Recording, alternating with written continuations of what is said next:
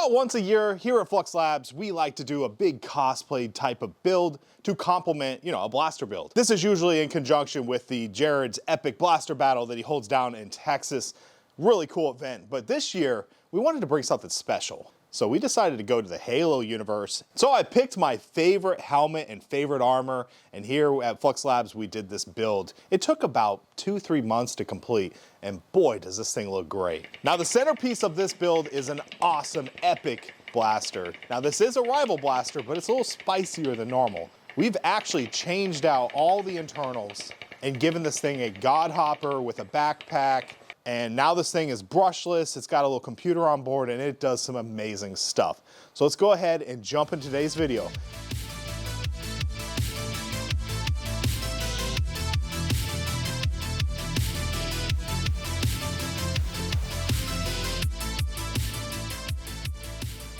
A lot of you Halo fans are gonna instantly know this armor. This is the Rakshasa armor, and it is awesome. Now, there's a couple reasons why I chose this armor core. Number one, obviously, it looks great. Number two is just the ease of creation and construction of this thing. This thing, the way it's pieced out, you can basically take what I describe as just sporting equipment, whether that be shoulder pads, knee guards, shin guards, that kind of stuff that you'd find at like a thrift store, and you could basically attach these armor pieces to it, and now you got a full kitted out cosplay. And it's not that hard to do. Now, if you are familiar with the Halo Spartan armor, that's a full-on jointed system that has a ton of extra parts, and I simply didn't have the time or resources or means to make such an armor set. The last reason is maneuverability. Like, I could actually move in this thing. It's just armor pieces throughout, so you can just strap them on and you're good to go. And why does this all matter? And it's because I'm taking this thing to an actual battle. This is going to the world's largest blaster battle. This thing is huge. We're talking thousands and thousands of people. I will be shot thousands and thousands of times. And I simply wanted it to be 3D printed. I wanted to act kind of like armor a little bit because you are getting shot a lot. And if I did it all in foam, I didn't feel like the cosplay type of foam would hold up. So that's why I went this route. So I'm gonna take a moment to talk about all the pieces. Now, if there's something you see in the video that you're just thinking like, DrFlux, why'd you do it that way? By all means, let me know in the comment section. I am no pro at this. I really have a strong fascination and appreciation for cosplay, but I am by no means a cosplay, I've never been to a con or anything. So, if you're watching this video and you're really scratching your head as to why I did certain things, let me know. I'm always open to critiques. So let's start with the Arterius helmet. Now, this is actually from the character Hugh Den, but it's kind of my own reimagination of the helmet. I just really love the design of it. It just looks so good. So inside here, we got some basic foam padding. I ended up going with a mesh type of screen here because I just needed some good airflow. I'll be wearing this thing in Texas, so it's gonna be pretty hot, and I just wanted to make sure I had good airflow. In the back here, we just have some bungees. You can kind of, I guess the idea is you can store some comms equipment or different things up here, but I just think it looks good. Now, I got this file set off of CG Trader from the creator Slender Dummy, which has a lot of really good helmet designs. As you can see here, we have the buck. So the buck is basically how you're supposed to like vacuum form, the visor. I ended up just putting the mesh on there and kind of hammering it out and then painting the mesh orange. So if you really want to go for that cosplay feel, I'd recommend using a vacuum former with the actual acrylic or whatnot with the buck. So moving down from the helmet, we have the chest rig here. These are the shoulder pauldrons. This is the actual chest unit, and it's mounted to the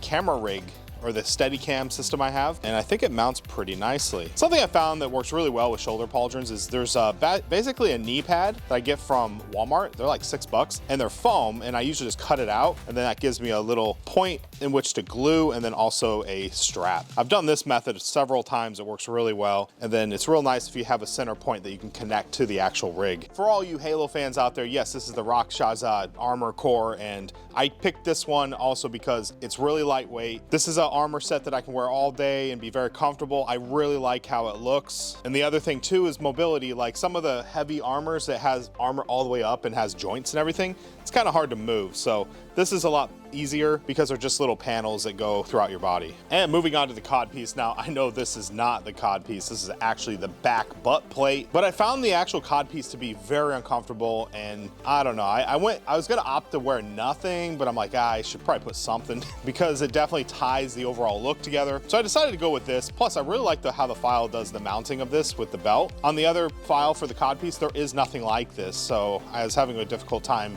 figuring out how to mount it. But that's what we got here. So I know some purists out there are gonna be kind of irritated with this choice, but you know, overall it does look pretty good, so sorry. Next is the forearm plates.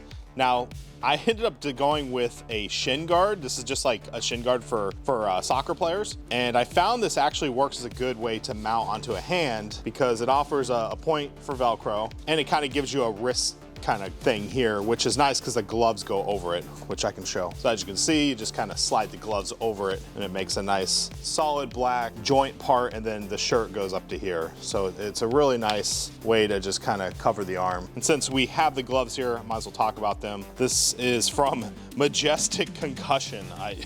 It's such a weird name. To glue a lot of this stuff, I used E6000. This stuff dries like rubber and has a really firm bond. Moving down the build, we have the shin guards. Now these things actually are the knee plates and the shin guards all in one. So I found some sporting equipment at a local thrift store and just basically grabbed this. I glued these parts on, and just to add a little bit more connection, I filled this with expandable foam on each side. So you can see how it just kind of really glues it in there. I also took a heat gun to this part here and kind of melted the 3D print down and then glued it on. So that way it really kind of form fit with the shin guard. I will note that because this is sporting equipment, it's in where the connection points are onto you. This is the most comfortable pieces of gear to wear. I really like how these things turned out. And now for what's probably the hardest part of this entire build is these boots. Now these things are really heavy. These are actually snowboarding boots, so they're built really well. However, these things are super old. In fact, they were so old I had to like re-glue everything because it like fell apart. There's a lot of dry rot that was going on in here. But as you can see, I just glued the plates on. There is a piece of elastic or cord in here to help that thing return, and then I actually attached it to the tongue. These parts, this is all filled with like a special type of foam. They call it flower foam, or foam to make flowers. I don't know. I'll have to leave an image of that here because I've never seen this foam before, but it worked really good. It's super sticky, it dries, it feels like rubber, and it's actually flexible when it dries. It's got a nice friction fit when I put my foot in here, and it doesn't really come off. We'll see after a full day of gameplay if these things loosen up or not. I hope I don't lose my boots in the middle of a battle. And we have the centerpiece, the main part of the entire Juggernaut build. This is a super ultra high capacity loadout that shoots rival rounds, holds 3,200 rounds between the two God Hopper and then the backpack. This blaster has now been upgraded for 3S LiPo. In addition, it now has brushless motors up here, has a speed controller for the motors. So we have variable FPS. You know, we can turn this thing all the way down from 80 FPS all the way up to 130. Got a little voltmeter here just to make sure everything's running well. As you can see, there's a lot of custom parts on this thing. The front end was it's from a 40K heavy flamer. I was trying to get the Halo flamer front end, but it didn't work out well with this overall aesthetic. I did want to paint the World War II fighter, you know, shark face on it, but I just didn't know how to get it in there. So I don't know. I think for this build, really, it should be more of the Halo looking flamer, but it is what it is. I still think this looks super amazing. The extreme capacity and just how overall reliable it is now that's on brushless motors just makes this thing a true force to be reckoned with. Now the backpack is actually run off of this unit. This is basically a filling unit, so it doesn't constantly run. When the hopper runs out, I basically turn this on and then it will basically fill up the tank. There's a couple reasons why I did this. Number one, these are two separate systems. It's easier to deal with if I can use a different power source for each one. Secondly, I can now hand this thing off to someone. You know, I don't have to have them be tethered to this thing, which is nice when you want to show off a blaster and kind of hand it to someone, let them play with it, so you don't have to take off the backpack. Now, as far as power is concerned, the 4S LiPo, this big boy, that runs that thing, and then we have a pretty good size 1500 milliamp hour graphene 3S LiPo that runs the main blaster. Now, to attach this, we use this Steadicam adapter thing. Basically, this is just a camera rig to help with filming. So people that do filming all day, they use these to keep their cameras nice and steady and to hold it but we designed a bracket here that actually connects to the bottom of the Prometheus. Really happy how this turned out, and it's really gonna be a back saver when I'm walking around with this thing for hours on end. Well, that's pretty much it. I'm extremely excited and thankful that I will be at Jared's Epic Blaster Battle number 8 down in Texas. If you're able to come down and see us and say hi, please come down, come over, I'll sign your blaster, take some pictures, say hi to you. It's just a great and fun time. Special thanks to Jared and his team for, bringing down Flux Labs. I will be bringing my friend Luchathor down, so we're gonna have a blast. As always, I wanna thank you for watching the video. Be safe and happy foam flinging.